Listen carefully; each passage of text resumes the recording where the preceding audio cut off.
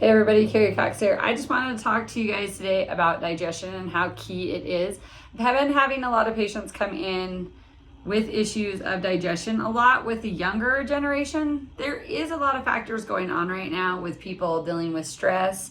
These younger kids, there's so much on their plate to achieve and to do, and they can't even just go to school and be themselves. So there's a lot of factors that can come in with. Not only is there an issue with our modern day diets, but there's also factors with stress and anxiety and a lot of factors there. And helping to steer the diet towards things that can help calm the body down and support that nutritionally, but also making sure digestion is flowing properly. So liver can be a big issue of emulsifying your fats. Emulsifying your fats are very key for getting your vitamins A, D, E, and K in. They're also very key for making sure that you're calming and supporting the brain. Hormones are made from our fats, and so that's very key. But the liver, gallbladder area also help us to remove toxins from the body. The liver is filtering things out of the bloodstream. So liver can play a big role when it comes to fats, and there's fats in everything. Even your plant foods will have fats, and they're very important for helping to calm and support the body. Next, your stomach. Your stomach doesn't actually digest food or absorb it at that point, but it has to be very acidic. If it's not very acidic, you cannot unravel your proteins, and it also is opening up your carbohydrates and your minerals to be absorbed later on in the lower intestinals, so the small intestine, large intestine. Then you have the small intestine. The small intestine, if there's been foods that have a lot of chemicals to it, there can be a lot of damage that gets done. Or if we're feeding a lot of carbohydrates and sugars into the diet, we're feeding the bad bacteria, which bad bacteria and good bacteria are both doing beneficial things as long as they're in their right proportion. If bad bacteria are overpopulating, that bad bacteria actually can do damaging things, such as like your candida, which is probably one of the bigger factors that most people have because sugar is such a thing. It can latch onto your intestinal walls, put out tentacles, and it will whip your intestinal walls, trying to create the proper setting for it to thrive. And so it wants to create damage, intentionally trying to alter pH balancing and everything else so that it can thrive and stay and produce and keep thriving and growing, which is very bad for us. Then you have large intestine. Small intestine also is supposed to be very alkaline, but high acidity in the stomach drops into the small intestine, and that acidity from the stomach tells the pancreas and the liver to release enzymes and bile to finish digesting your food. Then you go into the large intestine, which was where I was going. Large intestine is supposed to be very acidic again. It is also, if you have an abundance of carbohydrates that get to the larger intestine, because they're not all getting digested in the small intestine, we can imbalance magnesium even more. We're already magnesium deficient due to that it's not an abundance of it in our foods. But then if carbohydrates get to the large intestine has to acidify those, and it will use magnesium that you may already have very limited, and it will acidify this. So that's a big factor to getting the bowels moving. We need that acidity to keep it the pH level it's supposed to be. It's supposed to be acidic in there. You have a lot of bacteria that you want kept in there, like E. coli and things like that, but they're essential and they're meant to be in the large intestine and do their job. But we also need to get excess moisture, and we need to be able to absorb our minerals. If the body is busy digesting carbohydrates in the large intestine, it can't get your minerals and do all that for you. Then it also gets rid of excess magnesium, which you need for a lot of metabolic functions, and it causes a lot of issues. The point is that keeping each of these systems functioning properly is key for you to being able to absorb your minerals, to absorb your nutrients in the small intestine, to open and unravel your proteins and minerals and carbohydrates in the stomach so that they can be digested in their proper areas. If digestion's not working properly due to toxicity, parasitical factors, due to chemicals that you keep ingesting, due to excess sugars, carbohydrates that are overwhelming the liver gallbladder area, and also overwhelming the pancreas because it has working to try to put out insulin to take care of all those extra sugars. There's a lot of factors that we can overwhelm in the systems. And if a younger child is dealing with this is just going to continually lead to worse issues as they get older. By the time they're my age, they're going to the doctors and being put on medications. And a lot of people right now are going to doctors for that, GI specialists and things like that. Realize most of your doctors are there to help you alleviate a symptom. You're trying to balance out your digestive system. Going and getting put on a pill that will get rid of your pain may help calm the body, but it's not solving the problem.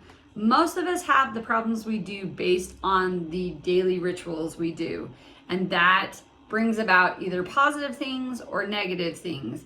And supporting that is key. Sometimes just this Western lifestyle that we eat and a lot of processed foods, going out to eat, and all those factors negatively impact our body's ability to do the digesting it needs.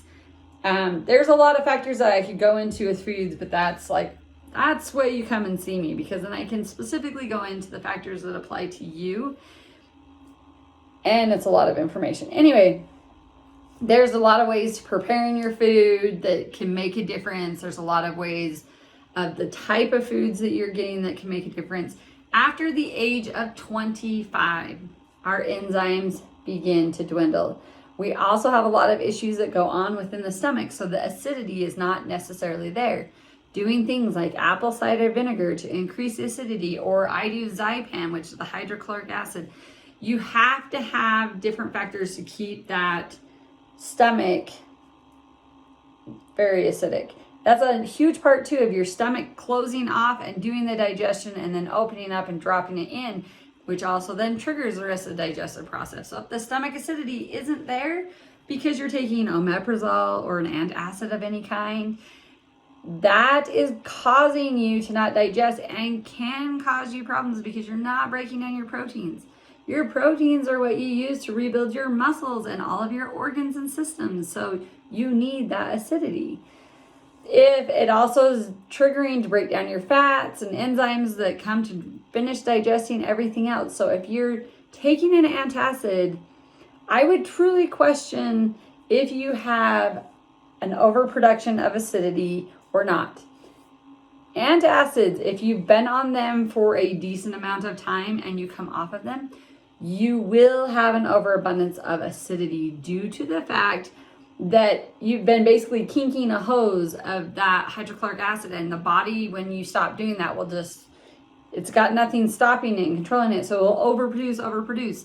So if you're trying to come off of an antacid, there are certain ways that you need to come off of that, or you will have an abundance of acidity and it will feel like you have an over amount of acid. There are very few people who actually have the overabundance of acidity. Most people, the doctors are just putting it on because it's an easy fix. And it is for at first, but it will cause problems later. And it will cause you problems to not be able to build properly. So you can definitely hit me up on my website and I can help you walk through a system with that. It is a slow process, but it is so worth it to make your digestion work properly. Then you need to be able to get small intestine. You're not creating as much enzymes. You may need to take some more enzymes. This is why intermittent fasting works very well, is because we're not constantly using enzymes on little tiny things and then not having those enzymes when we're getting to our bigger meals. Taking and putting all your food together really makes sure that you get a good dose of enzymes during that time frame. So intermittent fasting, you're not eating and wasting enzymes, and then you're eating in a certain chunk of time. So you're getting a good dose of enzymes all at once to help break down everything. And then your gallbladder and liver get overwhelmed with all the toxins and everything else that will impact you from being able to break down your fats. So there's a lot of factors that you can do to help boost that are simple fixes You can also look at the diet and maybe what's causing you to lose some of these things. Is it just age? So we need to support that. Is it that you're overwhelming the pancreas, which is what puts out the enzymes for your digestion? And do you have B vitamins? B vitamins make a big difference. Are you having a lot of caffeine, sugars, medications? Different things like that will rob you of B vitamins, and they are very key also for good brain health and digestion. They do a lot with building the wall. And then zinc. Zinc is very key for your mucose lining in the wall to help protect you from things going in, but also help keep a good digestion going in the small intestine.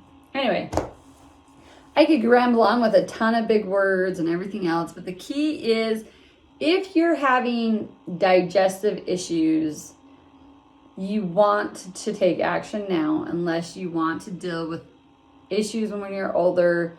This is where deficiencies come in, old age diseases come in, diabetes can be a real factor because you're not emulsifying your fats.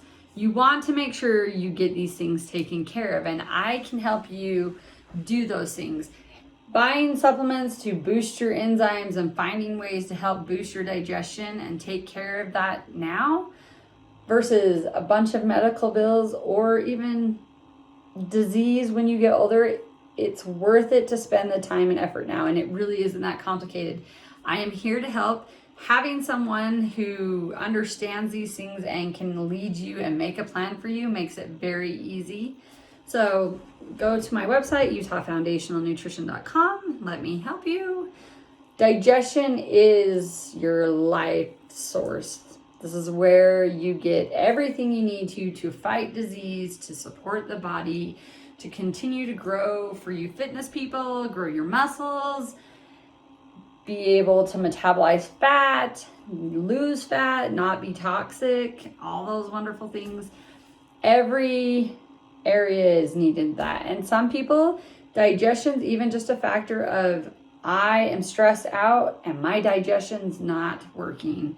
Because when you are in fight or flight mode, which if you drink a lot of caffeine and you're stressed out, more than likely you are.